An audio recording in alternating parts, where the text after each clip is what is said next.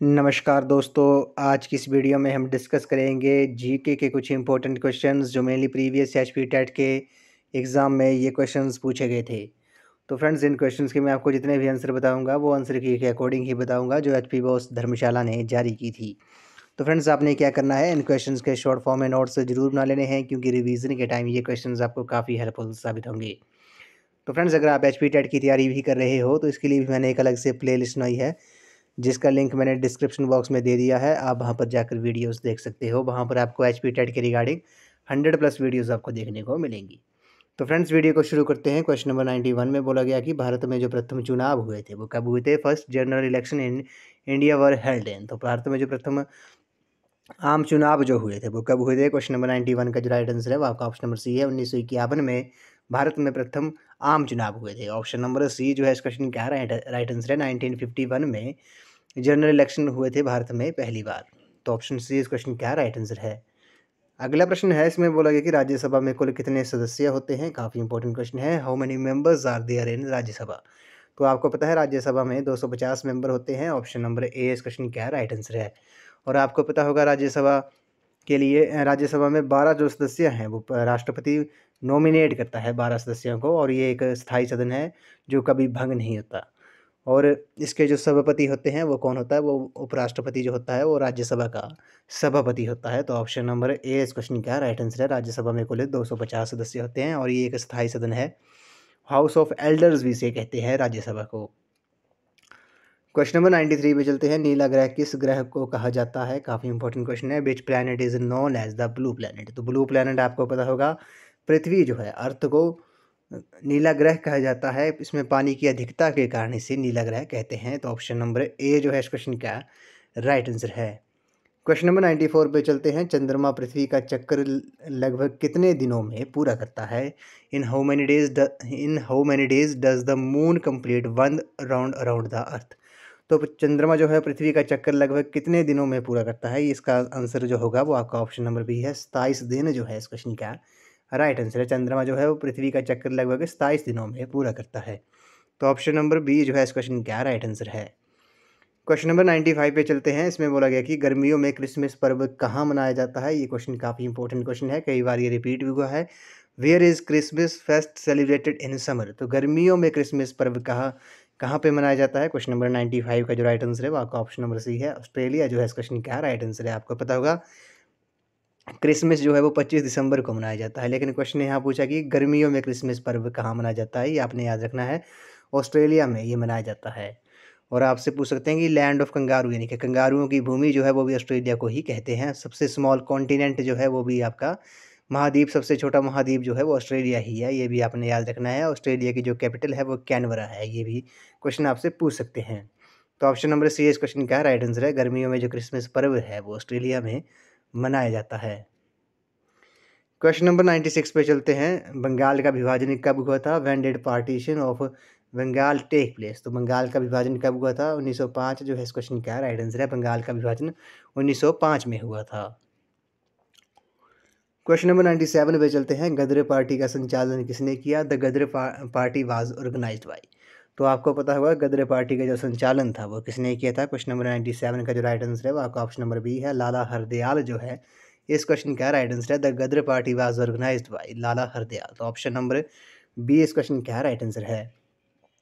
तो फ्रेंड्स, मैं आपको बार बार बोल रहा हूँ कि आपने इन क्वेश्चंस के शॉर्ट फॉर्म में नोट्स जरूर बना लेने हैं क्योंकि रिवीजन के टाइम ये क्वेश्चंस आपको काफ़ी हेल्पफुल साबित होंगे। क्वेश्चन नंबर 98 पे चलते हैं। लैप्स नीति का जो प्रारंभ था वो किसने किया था। Who initiated the doctrine of lapse. तो लैप्स नीति का जो प्रारंभ था वो किसने किया था। क्वेश्चन नंबर 98 का जो राइट आंसर है वो आपका ऑप्शन नंबर बी है। लॉर्ड डलहौजी जो है इस क्वेश्चन का राइट आंसर है। इन्होंने लैप्स नीति का यानी कि डॉक्ट्राइन ऑफ लैप्स जो था वो प्रारंभ की थी। ऑप्शन नंबर बी इस क्वेश्चन का राइट आंसर है। क्वेश्चन नंबर 99 पे चलते हैं। इसमें बोला गया है कि संयुक्त राष्ट्र संघ का मुख्य कार्यालय कहाँ पर है। Wear is the head quarter of the UNO. तो यूएनओ आपको पता होगा इसका हेड क्वार्टर जो है वो न्यूयॉर्क में है, यूएसए में ये पड़ता है। ऑप्शन नंबर ए इस क्वेश्चन का राइट आंसर है। इसकी स्थापना कब हुई थी यूएनओ की, ये भी आपने याद रखना है। 24 अक्टूबर 1945 को यूएनओ एस्टेब्लिश हुआ था। तो ऑप्शन नंबर सी ए इस क्वेश्चन का राइट आंसर है। आपने कमेंट सेक्शन में जरूर बताना है कि यूनेस्को का जो हेड क्वार्टर है वो कहाँ पर है। क्वेश्चन नंबर 100 पे चलते हैं। आगरा का किला, लाल किला जो है वो किसने बनवाया था? Who built the red fort of Agra? तो आगरा का जो लाल किला है वो किसने बनाया है? काफ़ी इंपॉर्टेंट क्वेश्चन है। इस क्वेश्चन का जो राइट आंसर होगा वो आपका ऑप्शन नंबर डी है, अकबर जो है इस क्वेश्चन का राइट आंसर है। अकबर ने आगरा का लाल किला बनवाया था। क्वेश्चन नंबर 101 पे चलते हैं। कौन सा उद्योग जो है वो सनराइज उद्योग के नाम से जाना जाता है? Which industry is known as sunrise industry? तो किस उद्योग को सनराइज उद्योग यानी कि सनराइज इंडस्ट्री के नाम से जाना जाता है? काफ़ी इंपॉर्टेंट क्वेश्चन है। क्वेश्चन नंबर 101 का जो राइट आंसर है वो आपका ऑप्शन नंबर बी है, सूचना प्रौद्योगिकी जो है, इंफॉर्मेशन टेक्नोलॉजी जो है इस क्वेश्चन का राइट आंसर है। इसे सनराइज इंडस्ट्री के नाम से भी जाना जाता है। तो ऑप्शन नंबर बी इस क्वेश्चन का राइट आंसर है। क्वेश्चन नंबर 102 पे चलते हैं। पंचशील का जो सिद्धांत था वो किसने दिया था? Who give the theory of Panchsheel? तो पंचशील का जो सिद्धांत था वो किसने दिया था? क्वेश्चन नंबर 102 का जो राइट आंसर है वो आपका ऑप्शन नंबर ए है, पंडित जवाहरलाल नेहरू जो है इस क्वेश्चन का राइट आंसर है। इन्होंने पंचशील का जो सिद्धांत था, थ्योरी थी, वो पंडित जवाहरलाल नेहरू जी ने दी थी। क्वेश्चन नंबर 103 पे चलते हैं। क्वेश्चन नंबर 103 में बोला गया है कि निम्न में से कौन सी गैस वायुमंडल में सबसे ज़्यादा पाई जाती है, अधिक पाई जाती है? Which among the following gases available more in atmosphere? तो आपको पता होगा नाइट्रोजन जो है इस क्वेश्चन का राइट आंसर है। नाइट्रोजन जो है वो 78% समथिंग ये एटमॉस्फेयर वायुमंडल में ये गैस पाई जाती है। उसके बाद ऑक्सीजन पाई जाती है, ये भी आपने याद रखना है। तो ऑप्शन नंबर डी जो है इस क्वेश्चन का राइट आंसर है। क्वेश्चन नंबर 104 पे चलते हैं। मनरेगा योजना जो भारत में कब शुरू हुई थी? MNREGA scheme was launched in India. तो मनरेगा जो योजना थी वो भारत में कब शुरू हुई थी? 104 का जो राइट आंसर है वो आपका ऑप्शन नंबर ए है, 2 फरवरी 2006 जो है इस क्वेश्चन का राइट आंसर है। क्वेश्चन नंबर 105 पे चलते हैं। नगर निगम और पंचायत के चुनाव कौन करवाता है? Municipality and panchayat elections are conducted by. तो आपको पता होगा जो नगर निगम और पंचायत के चुनाव जो होते हैं वो कौन करवाता है? क्वेश्चन नंबर 105 का जो राइट आंसर है वो आपका ऑप्शन नंबर सी है, राज्य निर्वाचन आयोग जो है, स्टेट इलेक्शन कमीशन जो है इस क्वेश्चन का राइट आंसर है। क्वेश्चन नंबर 106 पे चलते हैं। सहारा रेगिस्तान कहाँ पर स्थित है? Where is the Sahara desert? तो सहारा डेजर्ट आपको पता होगा ये अफ्रीका में स्थित है। तो ऑप्शन नंबर सी इस क्वेश्चन का राइट आंसर है। क्वेश्चन नंबर 107 पे चलते हैं। 107 क्वेश्चन में बोला गया है कि मध्याह्न भोजन व्यवस्था भारत के किस राज्य में सबसे पहले आरंभ की गई थी?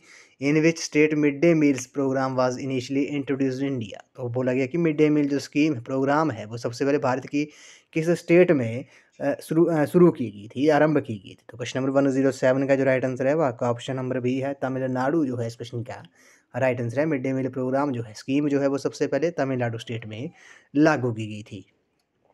क्वेश्चन नंबर 108 पे चलते हैं। किस भारतीय महिला द्वारा अमर जीवन नामक आत्मकथा पुस्तक लिखी गई थी? Which Indian women wrote autobiography Amar Jeevan? तो काफ़ी इंपॉर्टेंट क्वेश्चन है। अमर जीवन जो है ये जो आत्मकथा है वो किसने लिखी है? क्वेश्चन नंबर 108 का जो राइट आंसर है वो आपका ऑप्शन नंबर सी है, रास सुंदरी देवी जो है इस क्वेश्चन का राइट आंसर है। क्वेश्चन नंबर 109 में बोला गया कि विश्व में लौह अयस्क का अग्रणी उत्पादक महाद्वीप कौन सा है? Which continent is lead producer of iron ore? तो लौह अयस्क का जो अग्रणी उत्पादक महाद्वीप है वो कौन सा है? यूरोप जो है इस क्वेश्चन का राइट आंसर है। क्वेश्चन नंबर 110 पे चलते हैं। विश्व का सबसे बड़ा बॉक्साइट उत्पादक देश कौन सा है? Which country is the leading producer of bauxite? तो बॉक्साइट का जो सबसे बड़ा उत्पादक देश है वो कौन सा है? क्वेश्चन नंबर 110 का जो राइट आंसर है वो आपका ऑप्शन नंबर डी है, ऑस्ट्रेलिया जो है इस क्वेश्चन का राइट आंसर है। क्वेश्चन नंबर 111 पे चलते हैं। इसमें बोला गया कि भारत में शुष्क पर्णपाती वन जो वन भारत के उन क्षेत्रों में पाए जाते हैं जहाँ वर्षा होती है। तो कितनी होती है? Dry deciduous forest are found where rainfall is. तो भारत में शुष्क पर्णपाती वन भारत के उन क्षेत्रों में पाए जाते हैं जहाँ वर्षा जो है वो 70 सेंटीमीटर से लेकर 100 सेंटीमीटर तक होती है, वहाँ पर ये वन पाए जाते हैं। तो ऑप्शन नंबर सी इस क्वेश्चन का राइट आंसर है। क्वेश्चन नंबर 112 पे चलते हैं। धंगर किस प्रदेश का जाना माना चारवाहा है? तो Dhangar is well known as shepherd of which state? तो धंगर जो है वो किस प्रदेश का जाना माना चारवाहा है? क्वेश्चन नंबर 112 का जो राइट आंसर है वो आपका ऑप्शन नंबर सी है, महाराष्ट्र जो है इस क्वेश्चन का राइट आंसर है। क्वेश्चन नंबर 113 पे चलते हैं। सन 1906 में इंपीरियल फॉरेस्ट इंस्टीट्यूट IFI की जो स्थापना हुई थी वो कहाँ हुई थी? Where was imperial forest institute established? तो 1906 में इंपीरियल फॉरेस्ट इंस्टीट्यूट जो था उसकी जो स्थापना हुई थी वो कहाँ पर हुई थी? क्वेश्चन नंबर 113 का जो राइट आंसर है वो आपका ऑप्शन नंबर बी है देहरादून में हुई थी, उत्तराखंड स्टेट में ये पड़ता है। क्वेश्चन नंबर 114 पे चलते हैं। हिटलर के शासन में इवैक्यूएशन का आशय क्या था? तो हिटलर के शासन में इवैक्यूएशन का आशय बताना है। ड्यूरिंग हिटलर रूल इवैक्यूएशन में, तो इसका जो मतलब था वो क्या था? क्वेश्चन नंबर 114 का जो राइट आंसर है वो आपका ऑप्शन नंबर डी है, लोगों को गैस चैम्बरों में ले जाना। हिटलर के शासन में इवैक्यूएशन जो था उसका मतलब था लोगों को गैस चैम्बरों में ले जाना। तो ऑप्शन नंबर डी इस क्वेश्चन का राइट आंसर है। क्वेश्चन नंबर 115 पे चलते हैं। क्वेश्चन नंबर 115 में बोला गया कि कर्क रेखा निम्न में से किस राज्य से नहीं गुजरती है? काफ़ी इंपॉर्टेंट क्वेश्चन है। Out of the following states the tropic of cancer does not pass through. तो कर्क रेखा जो है वो किस राज्य से नहीं गुजरती है? क्वेश्चन नंबर 115 का जो राइट आंसर है वो आपका ऑप्शन नंबर सी है, उड़ीसा से ये नहीं गुजरती है। ऑप्शन सी इस क्वेश्चन का राइट आंसर है। क्वेश्चन नंबर 116 पे चलते हैं। विश्व की सबसे बड़ी अपवाह द्रोणी किस नदी की है? Which river has the largest drift basin in the world.